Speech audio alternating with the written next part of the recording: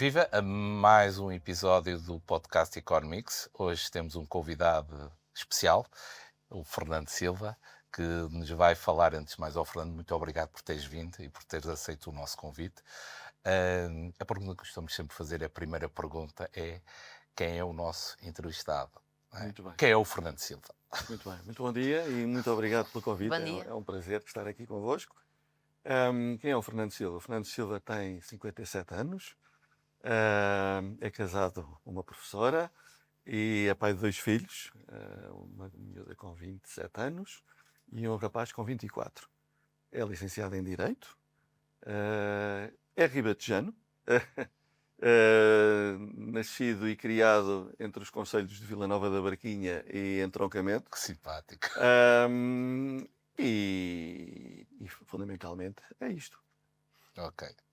Ok, sim senhora. Então, para além de quem é que é o Fernando Silva, é importante agora também para nós percebermos este universo do Tribunal de Contas. O que é o Tribunal de Contas? Muito bem. Profissionalmente, o Fernando Silva, sendo da área do direito, desenvolveu toda a sua carreira profissional na área do controlo, da auditoria, da inspeção. Comecei em 1994 na Inspeção-Geral de Finanças e cheguei ao Tribunal de Contas em 2018. Portanto, tenho 8 anos de Tribunal de Contas. E, portanto, então, respondendo à sua questão, o que é esta instituição onde estou atualmente? Eu diria que é uma instituição fundamental do Estado português. Eu costumo dizer que é um dos pilares do Estado de Direito, porque os tribunais de contas fazem aquilo que é necessário numa democracia, que é estabelecer um equilíbrio contrapeso face aos poderes executivos e legislativos. No fundo, é isso que faz o Tribunal de Contas. É uma instituição muito antiga, não sei se têm noção, mas o Tribunal de Contas tem mais de 600 anos de existência, é uma das instituições públicas mais antigas do país, que deriva de uma instituição que, na altura, em 1389, se chamava Casa dos Contos. Uhum. E, portanto, a sua finalidade ao longo destes séculos foi sempre a mesma. Foi zelar pela boa execução, pelo bom gasto dos dinheiros públicos que os gestores têm a seu cargo. Ok. Fernando, sabemos que tu, como acabaste de dizer, estás no Tribunal de Contas, mas muitas pessoas não sabem, e tu exerceste, tu não disseste, mas nós vamos dizer, tu exerceste funções de Diretor-Geral do Tribunal de Contas. Quais são essas funções, para as pessoas também terem uma percepção de o que é que se faz lá no Tribunal e quais são as funções do Diretor-Geral? Muito bem. O Tribunal de Contas, tendo esta designação de tribunal, é muito mais do que um mero tribunal. Aliás, o professor Vital Moreira costuma dizer, tem escrito sobre a nossa instituição, dizendo que o Tribunal de Contas é um tribunal híbrido. É um tribunal híbrido. Porquê? Precisamente porque é diferente de todos os outros tribunais a que estamos habituados, que são casas de leis e de apenas leis. Não é o nosso caso. O Tribunal de Contas, como o próprio nome indica, tem muito a ver com contas, Pois. com dinheiros públicos. Logo, não é apenas uma casa de leis. É uma casa que se preocupa também, preocupando-se com a boa gestão financeira dos dinheiros públicos, preocupa-se com a questão legal, portanto, as despesas públicas realizadas têm que cumprir as leis, mas isso não chega, porque eu posso cumprir as leis em vigor e ainda assim ser um mau gestor, se não cumprir os critérios da boa gestão, como a economia, eficiência e eficácia. Portanto, é esse, no fundo, o papel do Tribunal de Contas. Para este efeito, o Tribunal de Contas é uma instituição com alguma dimensão. Estamos a falar de uma casa com mais de 600 pessoas, que, além dos juízes, e os juízes são 16 na sede, portanto, em Lisboa, além da Presidente, mais 2 juízes nas regiões autónomas, porque nós temos 2 secções regionais, uma nos Açores e uma na Madeira, e, portanto, além dos juízes, dos 18 juízes mais a Presidente, nós temos que ter um corpo de técnicos, de trabalhadores, muito vasto, que abrange FIAs, abrange auditores, abrange assistentes técnicos, auxiliares, todo esse pessoal que constitui aquilo que se chama o Serviço de Apoio do Tribunal de Contas, ou Direção-Geral. Portanto, a Direção-Geral do Tribunal de Contas não é mais do que o serviço que presta apoio aos juízes, que no fundo, no final do dia, são quem tem que tomar as decisões fundamentais do Tribunal de Contas. Como diretor-geral, eu estive como diretor-geral quase 4 anos, entre 2021 e 2025, a convite do então presidente do Tribunal de Contas, que em 2021 me convidou para esse cargo. E, de facto, o que é que faz o diretor-geral do Tribunal de Contas? Faz exatamente aquilo que faz um diretor-geral em qualquer outra instituição pública. Faz a gestão interna da casa, nomeadamente nas suas várias vertentes.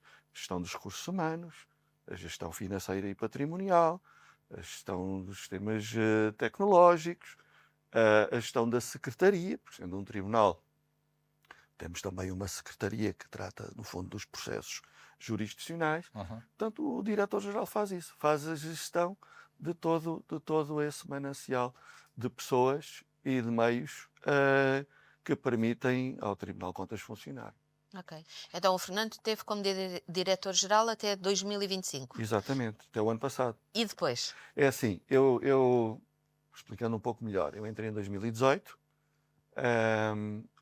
e fui para uma secção do Tribunal, que é a primeira secção, respeitante à fiscalização prévia. O Tribunal está organizado em 3 grandes áreas, 3 grandes secções. Se calhar por aí era bom de explicares isso para as pessoas também Sim, terem uma noção sim, disso. isto é um aspecto um pouco complicado, mas Claro. que é fundamental perceber. Nós estamos organizados em 3 grandes áreas, 3 grandes domínios. Fiscalização prévia, fiscalização concomitante e sucessiva. No fundo, quando falamos em auditorias, é aí que se concentram basicamente o trabalho da auditoria, na segunda secção. E depois temos uma outra secção, que é a terceira, mais respeitante à área jurisdicional, à área da responsabilidade financeira. Só para dar um exemplo, quando um gestor público não cumpre a lei, se estivermos perante uma situação grave, ele pode ser julgado no âmbito de um julgamento de responsabilidade financeira, e é aí nessa terceira secção que se realiza esse julgamento. Portanto, como disse, eu quando entrei em 2018 fui para a primeira secção, a da fiscalização prévia, onde estive 4 anos, praticamente, 18, 21. O meu trabalho, fundamentalmente, era decidir os processos de fiscalização prévia, juntamente com mais 3 colegas. Existem 4 juízes colocados na primeira secção e são esses juízes que são responsáveis pelas decisões da fiscalização prévia. Portanto, como é que isso processa? Quando um processo é submetido à fiscalização prévia do tribunal, vamos lá ver, um contrato acima de 750 mil euros, nos termos da lei atualmente, o contrato público tem que ser remetido ao tribunal pela entidade pública, pode ser a Câmara Municipal das Caldas da Rainha, por exemplo, tem que enviar esse contrato a visto. Depois, os nossos técnicos analisam o processo antes de chegar ao juiz, é analisado por um conjunto de técnicos que vão averiguar da legalidade desse contrato. Se entenderem que o contrato tem falhas, podem devolvê-lo à entidade para que seja corrigido, melhorado. Corrigido, sim. Às vezes faltam documentos, por exemplo. Depois do processo estar finalmente completo, ele é submetido ao juiz e neste caso, é uma equipa de 2 juízes que estão de turno que decidem conceder o visto a esse contrato. Se entenderem que há motivos para recusa, podem recusar o visto. Estamos a falar de uma atividade que significa cerca de entre 3.000 a 4.000 contratos submetidos anualmente ao Tribunal para efeitos de fiscalização prévia. Foi essa a minha atividade até ir para diretor. Sim. Quando saí de diretor-geral, fui colocado numa outra vertente eu diria que é a minha terceira atividade diferenciada no Tribunal, depois de primeira secção, depois da Direção-Geral. Neste momento estou colocado na segunda secção, que é a da auditoria, onde sou responsável por uma área de responsabilidade. Como é que a segunda secção está organizada? Mais uma vez, está organizada por áreas de responsabilidade. Nós somos, na segunda secção, 9 juízes. Cada juiz tem a seu cargo uma área de responsabilidade. É quase como se, para facilitar a percepção, quase como se fosse, vamos imaginar, áreas ministeriais ou áreas governamentais, não é? Da mesma forma que temos um ministro para a área da defesa, outro para a área da saúde, da educação, nós, para respondermos em termos de auditoria a essas solicitações, também nos organizamos por áreas de responsabilidade. Ok. A minha área, que é 4, é a área que congrega aquilo que, para simplificar, chamamos por funções de soberania. Tudo o que tem a ver com auditorias a órgãos de soberania, seja, por exemplo, outros tribunais, Sim. seja a Presidência da República, Assembleia da República e 4 ministérios que desempenham funções de soberania, vamos lá, Defesa Nacional, Justiça, Negócios Estrangeiros e Administração Interna, também estão sobre a minha alçada. E aí se ainda acresce, mais recentemente, a cultura, a juventude e desporto e as migrações. Portanto, eu fiz aqui uma equiparação às áreas ministeriais, mas como veem, É um grande é universo. mais do que uma mera ligação a uma área ministerial. Neste caso são várias áreas ministeriais. Depois tenho colegas que têm outras áreas. Portanto, tenho um colega que tem a área da saúde e da segurança social, outro que tem a área das autarquias locais, outro que tem a área da economia e finanças. Portanto, estamos organizados Quase por ministérios. desta forma. Sim. No fundo, depois dirão, "Então, mas o juiz sozinho." Claro. Não, É isso que eu te queria não, perguntar. Não, como eu comecei por dizer, nós somos cerca de 600 pessoas. E desses 600, que depois estão divididos pelas várias áreas de atuação, eu tenho a trabalhar comigo diretamente 20 e poucos técnicos, auditores, além das FIAs. Cada departamento de auditoria tem um conjunto de, vamos lá ver, entre 20 a 30 técnicos Sim. que são especializados naquele domínio de auditoria, não é? Porque, naturalmente, como devem compreender, fazer auditoria na segurança social Ui. ou na saúde Ui.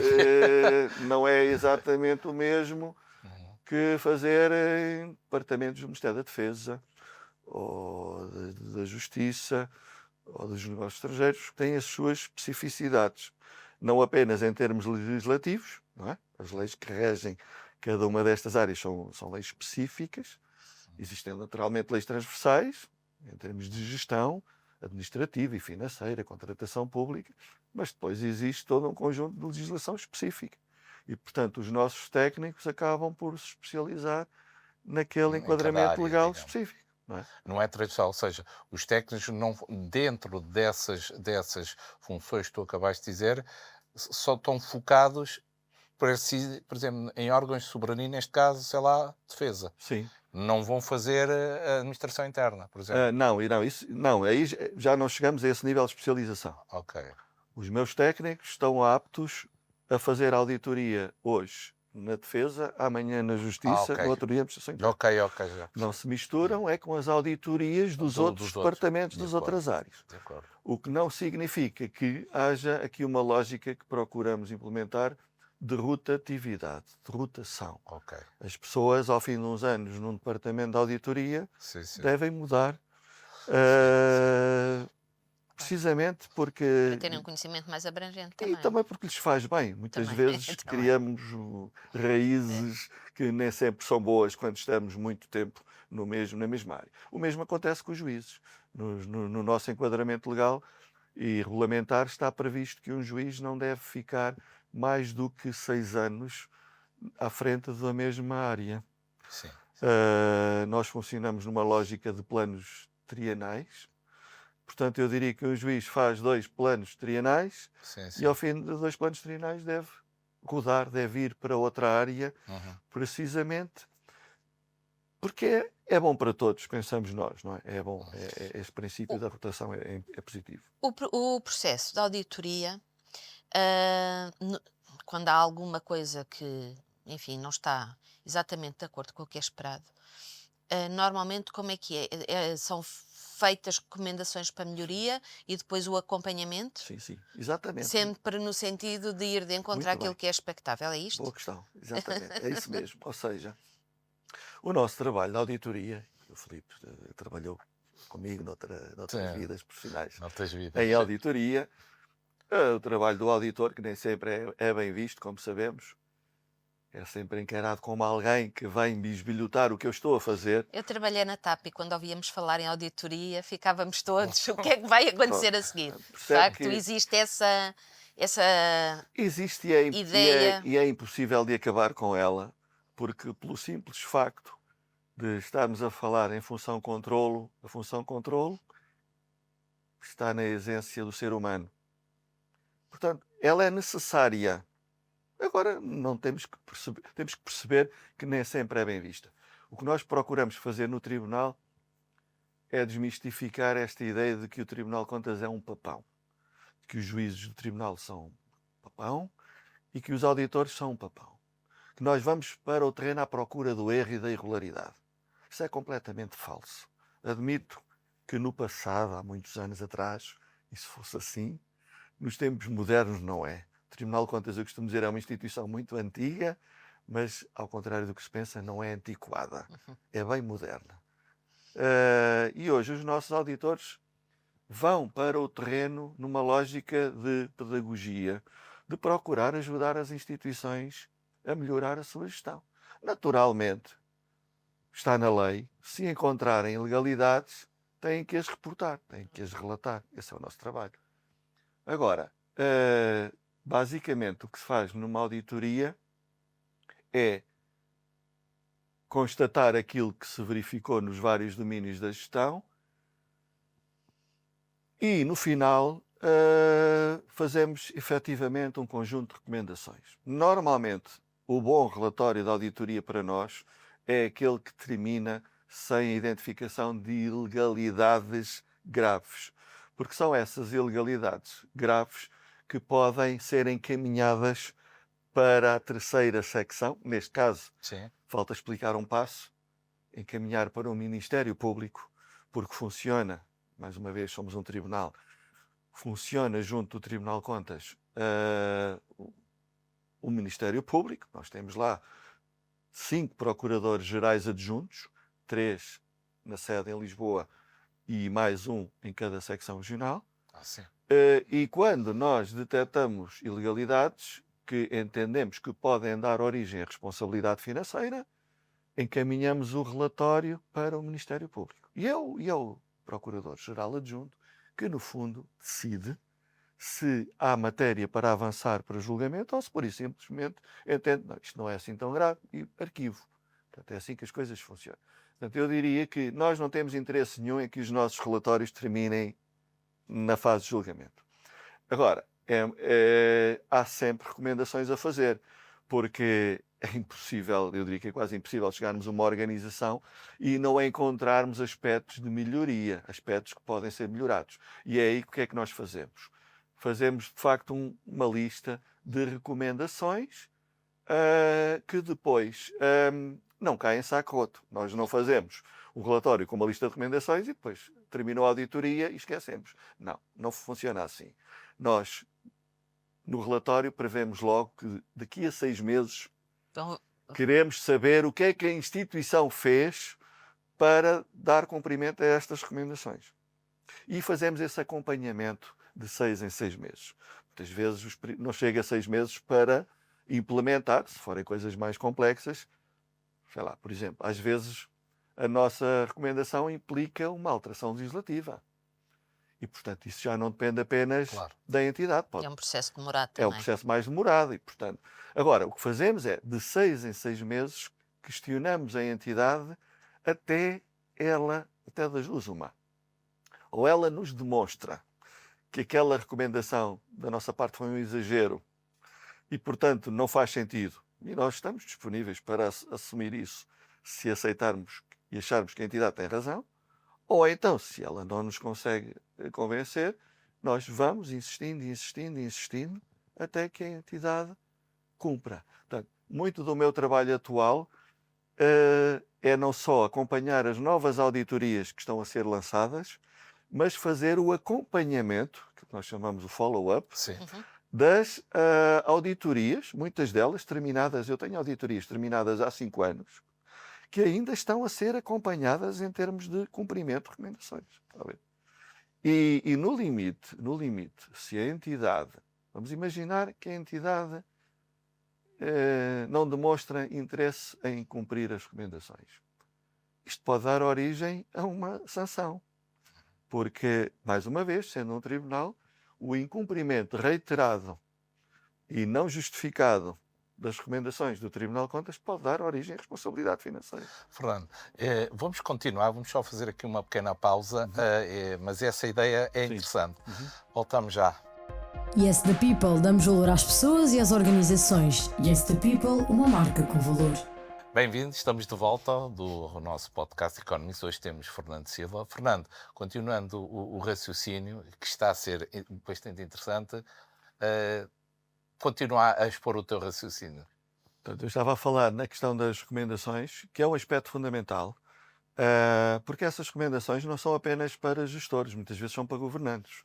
Muitas vezes, num relatório a uma instituição do Ministério da Justiça, vamos imaginar, a recomendação pode ser dirigida não apenas ao Conselho Administrativo da entidade visada, ou ao Diretor-Geral, mas muitas vezes percebemos que é preciso mudar algo também no plano legislativo. Portanto, aí a nossa recomendação pode dirigir-se diretamente aos políticos. Portanto, é essa a grande vantagem do nosso trabalho. Uma questão também penso que é importante é como é que nós planeamos esta nossa atividade de auditoria. Isso é que é interessante também. Como disse há pouco, nós funcionamos numa lógica de planos trienais. Portanto, nós de 3 em 3 anos elaboramos um plano estratégico para a entidade para os próximos 3 anos. E aí, essa parte não é pública, há uma parte do plano que naturalmente é publicada no nosso site, mas essa não. Cada um dos juízes para cada área da auditoria, com a sua equipa, vai fazer uma análise de risco e vai identificar um conjunto de entidades que devem ser auditadas nos próximos 3 anos. Por exemplo, eu fiz isso na minha área de responsabilidade recentemente. Nós acabámos de aprovar o plano estratégico para 2026, 27 e 28. Portanto, eu neste momento e a minha equipa já sabemos, e o Tribunal, já sabemos o que é que queremos auditar nos próximos 3 anos. Tem muito a ver com o risco, tem muito a ver com o volume da despesa pública que está inerente. Vamos imaginar um exemplo.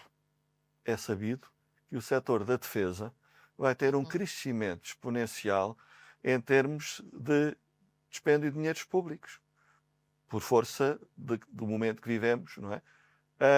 E em que a Europa tem que, de facto, investir fortemente em meios de defesa. Naturalmente, se nós sabemos, do outro lado, vai haver um volume muito grande de dispêndios em contratos públicos com aquisições militares, é óbvio que do lado da auditoria acende-se uma luz vermelha, o risco está aí, portanto, nós temos que acompanhar esta situação. Estão a ver? Portanto, é assim que funcionamos na lógica de planeamento. Identificamos áreas de risco, identificamos entidades que há muitos anos já não são auditadas, que é um outro, como sabes, é um dos outros motivos para o planeamento. A entidade já não é auditada há alguns anos, convém ir lá para ver como é que a gestão está, não é? Portanto, nós não podemos ir a todas, como se costuma dizer. Claro. O Tribunal não tem capacidade para auditar todas as entidades públicas a todo o tempo. Portanto, temos que funcionar numa lógica de seleção em função da análise de risco. Essa análise de risco muitas vezes também resulta do próprio cidadão. E este é um aspecto que eu acho que é muito importante aproveitar estes momentos para transmitir. O Tribunal de Contas, e eu acho que isto é importante dizer isto, não existe de per si, não existe para se autoalimentar. Sim. O Tribunal de Contas existe há muitos anos para servir os cidadãos. Sim. Eu diria que a maior parte dos cidadãos não sabem isto, mas nós existimos por causa deles. Nós existimos porque os dinheiros que os gestores gastam Uhum. são dinheiros de todos nós. Sim. Claro. São dinheiros dos cidadãos contribuintes. São resultantes dos nossos impostos, das taxas que pagamos diariamente. E, portanto, o Tribunal de Contas existe para garantir minimamente Sim. que esses dinheiros são bem aplicados. Estão a ver? Portanto, o que é que acontece? E eu acho que esta é a boa notícia. Os cidadãos hoje, apesar de tudo, já estão muito mais atentos, muito mais despertos para esta temática da boa gestão dos dinheiros públicos. Vemos isso diariamente, às vezes nas redes sociais. Claro. Sim. Quando um autarca, quando um governante, quando um gestor público faz um contrato que não parece ser muito bem na perspectiva de satisfazer um interesse público ou uma necessidade pública, e muitas vezes escreve sobre isso. Bom, da mesma forma que escreve nas redes sociais, comunica-nos. Portanto, hoje o Tribunal de Contas recebe muitas queixas, muitas participações, Sim. muitas denúncias de cidadãos alertando para situações que vai identificando no dia a dia. Bom, e depois, naturalmente, nós temos isso em conta. Nós temos um departamento de análise de denúncias e participações que se especializou nesse domínio, que, nesse caso, quando recebe uma denúncia, questiona ao cidadão, olha, com que base, não é? Sim, É que claro, está a claro. fazer esta participação, para perceber se aquilo tem algum fundamento ou não. Lógico. Se entendermos que tem fundamento, que há documentação probatória, podemos inscrever no nosso trabalho de auditoria, atenção, temos que ir ver o que se passa nesta entidade.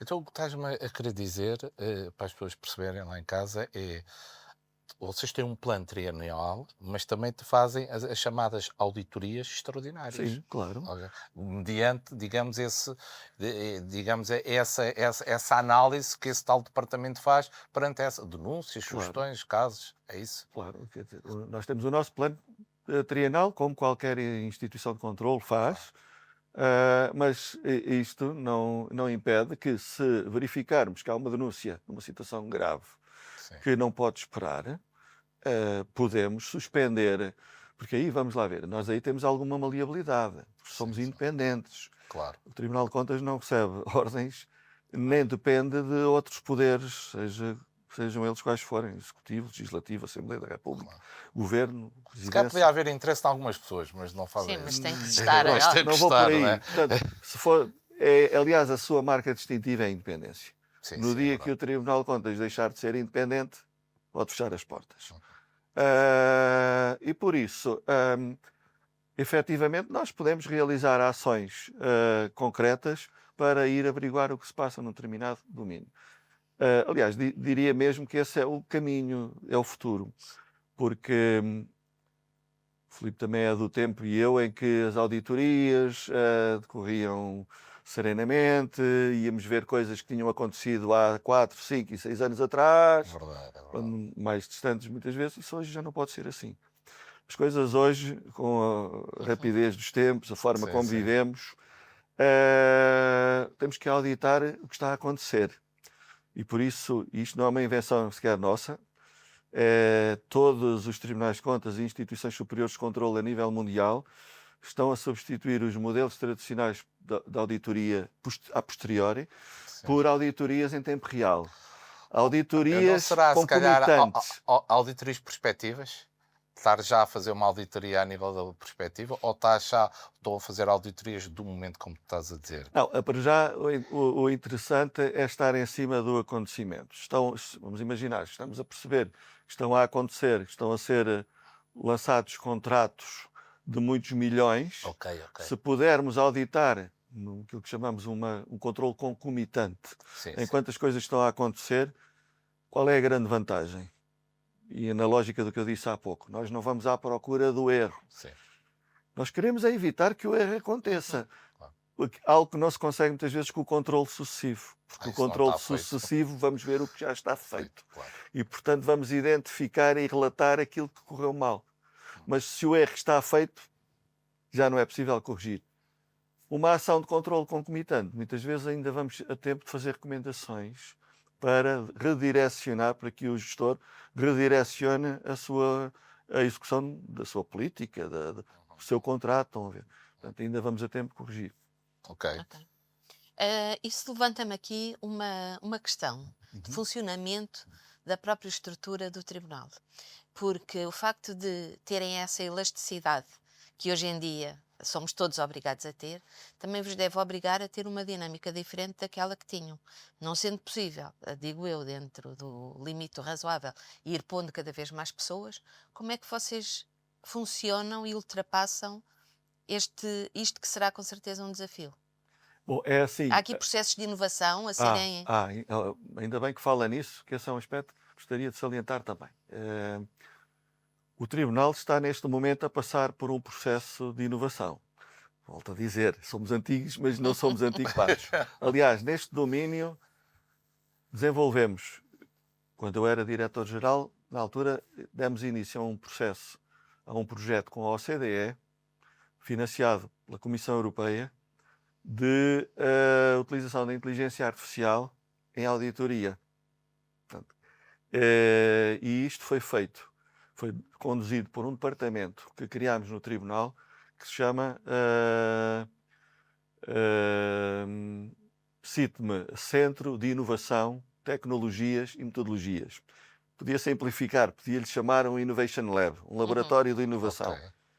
É um grupinho de 5, 6, 7 pessoas, cuja função é precisamente perceber onde é que podemos inovar em auditoria utilizando as novas tecnologias. E eles, de facto, desenvolveram, com a OCDE, um projeto piloto que consiste precisamente em utilizar a inteligência artificial para identificar riscos na contratação pública. Vou dar um exemplo concreto. Interessante isso. Dar um exemplo concreto. Nós temos o portal base, Sim, onde portal. são registados os contratos públicos. Uhum. O que é que nós pretendemos? Que a tecnologia, utilizando a inteligência artificial, vá correr aqueles milhares de contratos que estão no portal base e identificar aqueles onde há riscos. Ok. Como é que isto é feito? Houve um trabalho prévio nosso que consistiu na criação de uma matriz de cerca de 30 riscos. Sim. Nós fomos àquelas situações mais frequentes detectadas nas auditorias, sinalizámos-las, elas são introduzidas na tecnologia e cada vez que a tecnologia corre aqueles milhares de contratos e olha, aqui está o risco da matriz, está aqui, presente. Sinalizam uma bandeirinha vermelha, uma red flag. Uhum. E o que é que isto permite? Permite, por exemplo, de milhares de contratos, nós ficarmos no final do dia com uma lista de 50, 100 contratos que são aqueles que merecem a nossa especial atenção. Portanto, isto é uma forma de reduzir o trabalho tradicional do auditor. Porque quando isso é feito pelo ser humano, é muito mais difícil. Claro, seria preciso Estar muita a ver, contrata, tentar perceber onde é que está o erro, a tecnologia loucura. identifica rapidamente. Não é? Vou dar um exemplo concreto, num ajuste direto, Sim. que é feito em função do valor do contrato. Sim. Ora, se o valor do contrato for superior Claro. ao limite legal que o legislador definiu, há uma incongruência. Ou foi um erro na inscrição do valor, ou houve uma ilegalidade, porque foi usado um procedimento de contratação que a lei não permitia. Isto a tecnologia identifica imediatamente. Portanto, a tecnologia permitiu melhorar muito a eficiência do próprio serviço. Eu diria, Eficiência e eficácia. vai melhorar, porque este projeto está agora, Ok.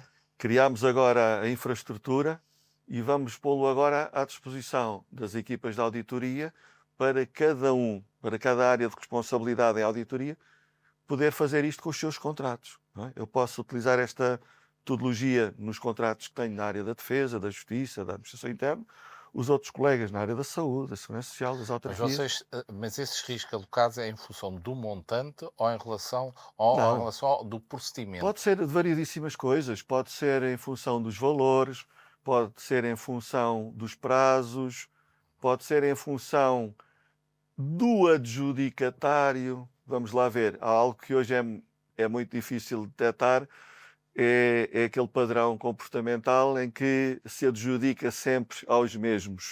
Sim, sim. E muitas vezes contorna-se isto algo que resultou da empresa na hora, não é? A empresa na Exatamente. hora permitiu que hoje o mesmo gestor crie 10 empresas e ora se consulta a empresa A, amanhã consulta-se a empresa B, aparentemente estamos a fazer concorrência, na realidade não estamos. Porque o interessado, no fundo, é sempre o mesmo. Claro. Quem está por trás das empresas é sempre a mesma entidade, a mesma pessoa. Hoje, diria, com a tecnologia já é mais fácil tentar isto, nomeadamente cruzando informação com bases de dados da Justiça, nomeadamente o Instituto dos Registros e Notariado, Sim, sim. o Registro Nacional das Pessoas Coletivas e por aí afora, com documentação da Autoridade Tributária, é possível perceber se existem ligações entre as empresas, quem são os empresários que estão por trás dessas empresas. A tecnologia permitirá tudo isto. E nós, neste desenvolvimento tecnológico que estamos a fazer alimentando-nos do acesso a essas diferentes bases de dados Sim, sim. que o Estado tem, não é? Portanto, é através desse cruzamento de informação que nós hoje podemos melhorar Sim, muito sim. o nosso trabalho. Fernando, isso, eu desconhecia isso é bastante interessante, mas há aqui também uma temática que é muito, que se fala muito e as pessoas pouco sabem. E gostaríamos, já que estás lá no tribunal, o que é então isto do visto do Tribunal de Contas, para as pessoas perceberem o que é isso. Eu acho que ainda há, digamos, não é de uma desinformação, uma falta de informação, uma iliteracia, as pessoas não sabem o que é isto. Fala-se, mas não sabem o que estão a dizer. Sim. Queres-nos dizer algo sobre Sim, isso? se calhar, começar por dizer meia culpa, se calhar a culpa é nossa. Porque o Tribunal de Contas, muito centrado no seu trabalho de formiguinha, a ver os milhares de contratos, mas efetivamente, se calhar, nunca fez o trabalho de marketing, de publicidade, Boa, boa. que muitas vezes é necessário. Porque depois o reverso da medalha é que temos informações que não correspondem à verdade. Temos muita informação pública a circular que não corresponde à verdade. Eu há pouco disse que anualmente recebemos para visto entre 3.000 a 4.000 contratos. Se eu vos perguntasse quantos desses 3.000 a 4.000 contratos têm uma recusa de visto, têm noção? Eu não, Não, tenho, mínimo, não não. tenho. Não. E assim se imaginassem, Não arrisco. Não arrisco. não arriscam. Não É melhor não arrisco. arriscarem. Pois. 1%. 1 a 2%. A recusa de visto é 1 a 2%. Portanto, em 3.000 contratos, estamos a falar entre 30 a 60 contratos por ano em que é recusado o visto. A grande maioria dos contratos são visados. Portanto, esta atividade de formiguinha é uma atividade muito importante. Porque aquilo que normalmente vemos na comunicação social é o Tribunal de Contas recusou o visto. Estamos a falar desse 1 a 2%. Não aparecem notícias sobre os 3.000 contratos a quem foi concedido o visto. É isso, Que é é isso. grande fatia. Agora, também posso dizer o seguinte: porquê é que a taxa de recusas é tão baixa? Porque há aqui um trabalho dos nossos técnicos que injustamente não tem sido valorizado, de trabalho pedagógico junto das instituições públicas. Como eu disse há pouco, quando nós detectamos que um contrato não vem devidamente instruído, nós não recusamos imediatamente o visto. Nós devolvemos o contrato para ele ser melhorado, para ser corrigido. Isso é feito dos nossos técnicos. E é isso que permite depois, no final do dia, visar o contrato. Porque a entidade, em diálogo connosco, em diálogo com os serviços, vai corrigindo. Nós dizemos, olha, falta aqui um documento financeiro. E o serviço vai procurar arranjar esse documento financeiro e envia-nos. E envia-nos. Portanto, o contrato é salvo por essa via. Às vezes faltam informações, faltam explicações. Submetem-nos um contrato que não vem devidamente fundamentado, explicitado, etc. É devolvido para a obtenção de mais informações. No final do dia é decidido.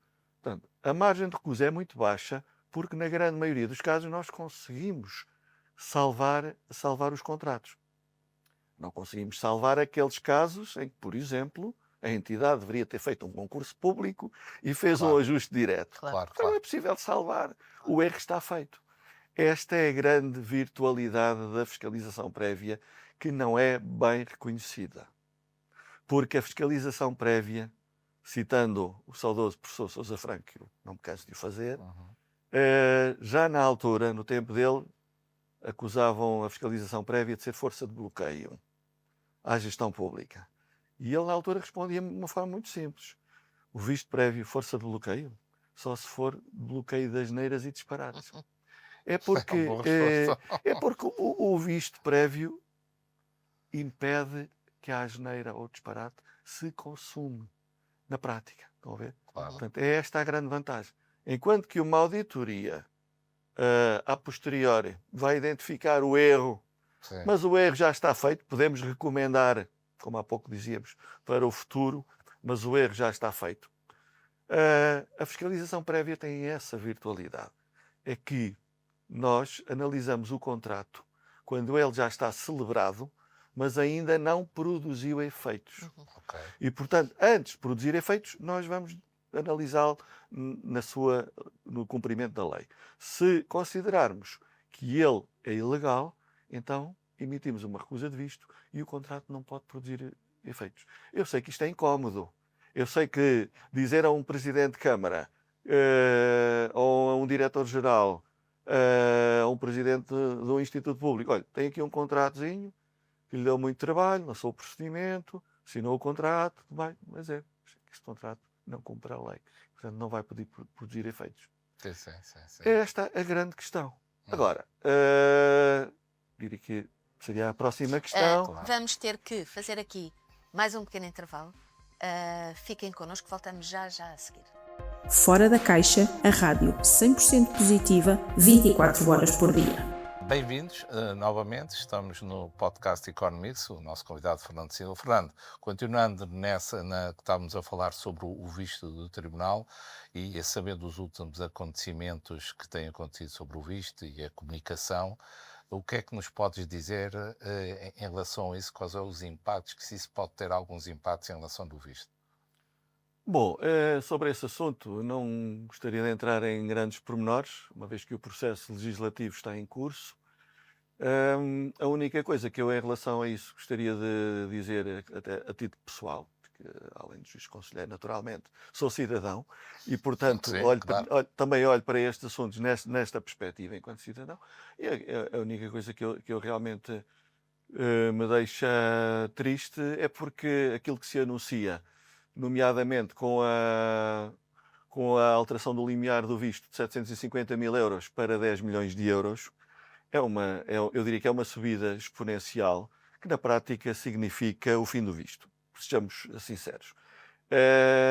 O Tribunal de Contas continuará a fazer o seu trabalho, o Tribunal de Contas respeitará a lei que estiver em vigor. É essa a nossa missão.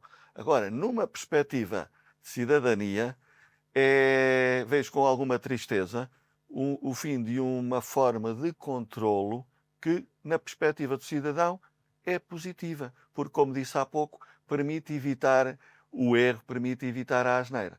E, pronto, em relação a esse assunto, não tenho muito a dizer, até porque desconheço a proposta de lei que o Governo acabou de aprovar, e aí é o único comentário que eu posso fazer, é que vejo com alguma pena o facto de não termos sido ouvidos na construção desta nova lei de organização e funcionamento do Tribunal de Contas. Sim, sim. Porque, efetivamente, se estamos a alterar a lei estruturante do Tribunal de Contas, teria sido bom se tivéssemos sido envolvidos na produção dessa mesma lei. É óbvio que a boa notícia aqui é que seremos forçosamente ouvidos na fase seguinte, porque a proposta segue agora para o Parlamento. Estamos a falar de uma lei que tem que ser aprovada pela Assembleia da República e nessa sede o Tribunal será certamente ouvido. Agora, a questão é que é completamente diferente emitirmos o nosso parecer sobre algo que já está concluído, está feito, ou termos a possibilidade de participar na própria construção desse edifício legislativo, não é? Portanto, é esta a única questão que gostaria de assinalar. Ok, então perante tudo isto que temos estado hoje aqui a falar, o que é que se perspectiva em termos de gestão de finanças públicas para o futuro? Bom, o que se perspectiva é que, naturalmente, nós temos que nos adaptar aos novos tempos, como disse há pouco. Vamos lá ver, o Tribunal tem feito isso ao longo da sua história. Também não temos tempo para desenvolver muito isso aqui, mas a fiscalização prévia, o chamado visto, para simplificar, existe desde 1881. Já cá está há muitos anos. Agora, foi sempre igual? Não, ele evoluiu ao longo dos anos. Se eu vos disser que inicialmente o visto nem incidia tanto sobre contratos públicos, incidia sobre recrutamento de funcionários públicos. Nos primórdios, o visto, até há não muitos anos, até há 30 anos atrás, a fiscalização prévia existia essencialmente para garantir que as admissões na função pública eram corretas, cumpriam a lei. E por isso havia o visto do Tribunal de Contas sobre os processos de admissão de pessoal. Com o tempo, naturalmente, isso evoluiu, quando se percebeu que já não era necessário fazer esse trabalho. Hoje existem outras entidades públicas que fazem bem esse controle, até porque isso é informação pública, não é? Cada vez que há uma admissão tem que ser publicada em Diário da República. Portanto, hoje há um controle quase do cidadão e nós evoluímos, de facto, para um controle de contratação pública, porque se entendeu que era aí que fazia sentido. Agora, se a fiscalização prévia for praticamente eliminada, obviamente teremos que investir ainda com mais força no controle concomitante e no controle sucessivo. Sendo, como disse há pouco, não é exatamente a mesma coisa, porque estamos sempre a falar de um controlo de algo que já aconteceu ou que está a acontecer e muitas vezes já não é possível corrigir. Era essa a grande virtualidade que o visto tinha. Não? Ok. Fernando, estamos a chegar ao fim. Esta conversa dava para estarmos aqui mais, seguramente umas 2, 3 horas, mas estamos limitados. Eu agradeço-te por teres aceito o nosso convite e por teres explanado as ideias e também dar algum conhecimento aos nossos ouvintes de como é que funciona o Tribunal de Contas. Eu acho que isto é um tema, também se calhar por defeito da profissão e termos também trabalhado ao longo dos anos sobre isto, as pessoas não terem este conhecimento, não saberem. Eu penso que o que se foi referido aqui ajudará as pessoas a terem uma noção diferente do que é o Tribunal de Contas. E antes de mais, agradeço-te e esperamos te ver numa próxima e falar também destes assuntos. Muito obrigado. Eu é que agradeço e mesmo para terminar, deixava o desafio a quem nos está a ouvir e a ver de visitar o nosso website www.tcontas.pt, porque é um sítio informativo que tem lá tudo. Portanto, tudo aquilo que eu disse aqui é possível encontrar no nosso site, não apenas na parte organizativa, mas mesmo em termos de trabalhos realizados. Todos os nossos trabalhos realizados estão publicados. Todos os relatórios de auditoria, inclusive mesmo as sentenças da terceira secção, estão publicadas. Eu penso que essa informação é interessante, porque se quiserem perceber um pouco mais sobre o trabalho que realizamos, vão aí encontrar certamente muita informação. Obrigado Obrigada. mais uma vez Obrigada. e até ao próximo episódio. Até lá.